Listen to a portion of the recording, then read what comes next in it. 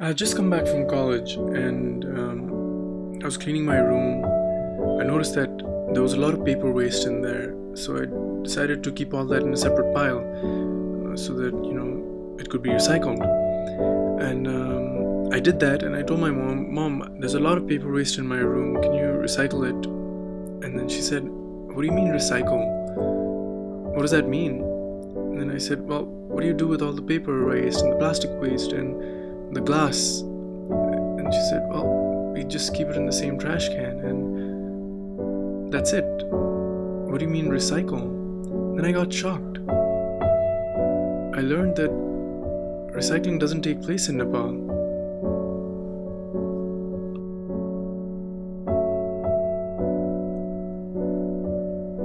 This is a story about the garbage in your house, where it goes from there, and how it gets there.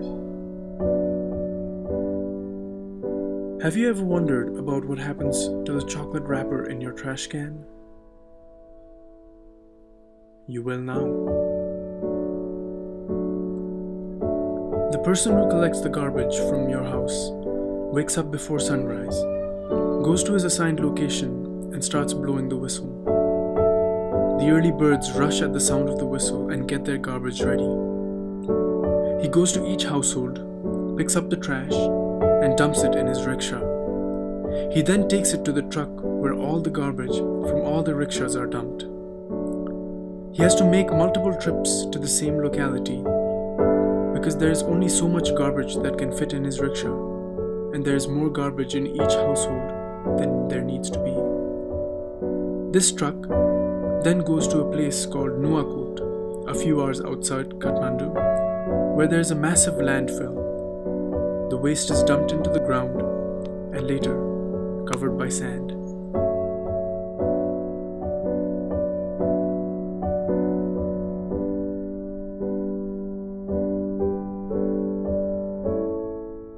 The company that collects the garbage from your house does not seem to have its own space to transfer and sort the garbage.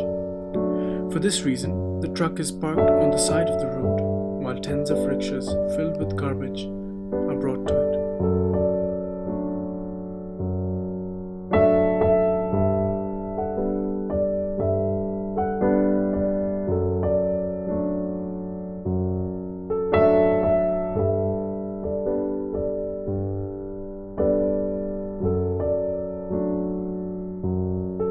The workers hand-pick and sort the garbage on the side of the road. According to one of the employees, each rickshaw takes up to 4 hours to empty, after which they go for another trip.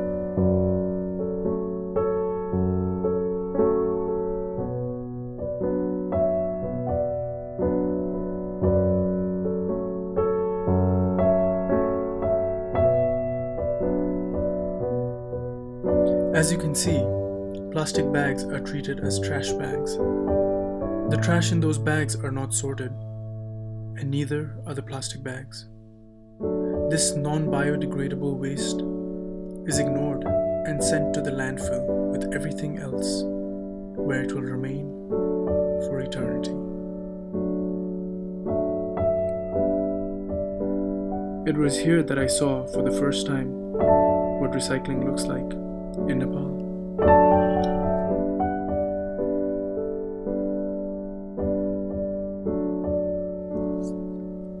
Recycling of the waste here depends on the people who hand sort it. This means recycling in Nepal takes place at the end of the entire process of waste management.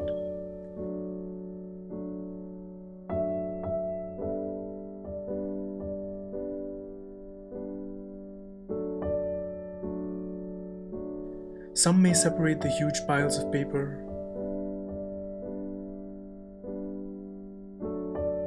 while others may not want to go through the trouble.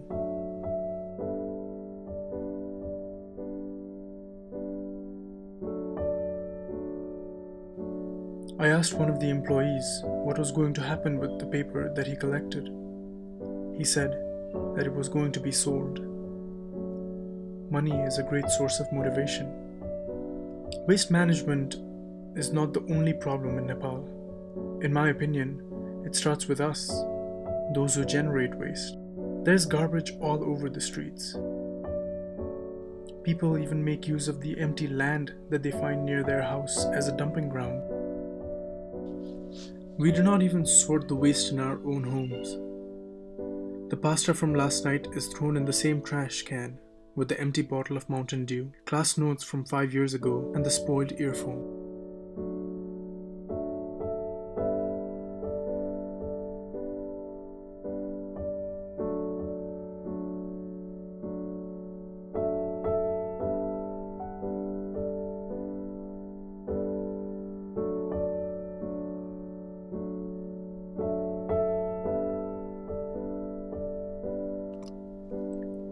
I will not go so far as to say that zero recycling takes place in Nepal. Looks like glass bottles are recycled pretty well. One of the workers said that all these bottles were collected in just 3 days. When asked what was going to happen to these bottles, she said she did not know. This is the government's dumping ground. Instead of rickshaws, they have mini trucks, a more convenient mode of transportation. They bring the mini trucks filled with trash to the dumping ground and then fill the trucks and take it to the landfill. As reported by one of the employees, up to 15 trucks leave the dumping ground every day to go to the landfill. He also said that this was off-season. Since it is winter, many families choose to burn their trash to generate heat. Sorting of waste also takes place in the government dumping ground. However, the sorting is no different than what we have already seen. Individuals hand-pick and sort the waste. Who's to say how effective the method is?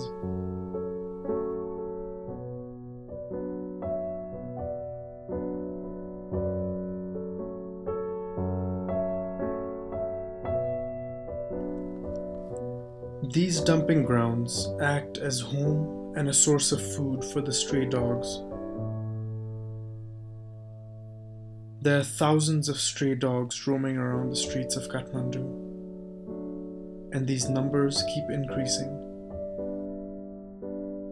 It does not look like things are going to change with regards to waste management and disposal.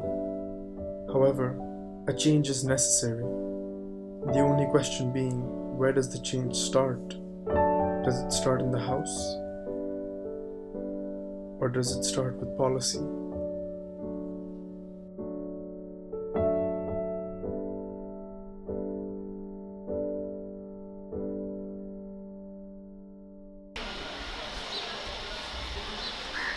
Hey everyone, I hope you enjoyed that video. I just wanted to make a short documentary film kind of thing that portrayed what waste disposal in Kathmandu, Nepal looked like. And one of the things that happened during this entire process was it made me really sad. It was really sad to see what the condition of waste disposal and management was, and especially what the condition of recycling was in the country. And one of the things I was hoping that this would start was a discussion about what recycling should look like. We can't expect a drastic change, but I think a change in the right direction needs to happen, and it just made me really sad to see what the condition of recycling was in this country. So yeah.